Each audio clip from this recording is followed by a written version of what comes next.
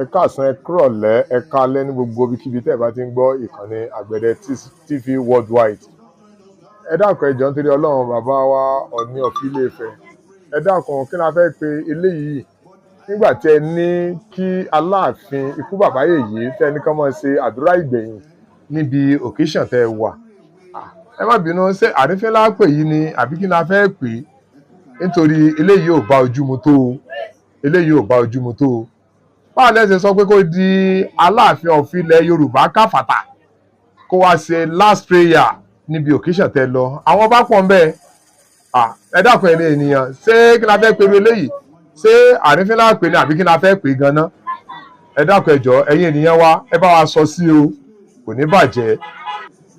No, Alaafin will pray for you, and Kabiyesi Deji, they will round up. They will round up. You know, so don't join us. We haven't debriefed it properly, so we'll debrief it. So we're just praying for you. Okay. But I want us to hear the voice of Kabiyesi Olúìlàró briefly. Then Alaafin will tabure away of Idowa Ekukale. Kabiyesi Olúìlàró. Protocol.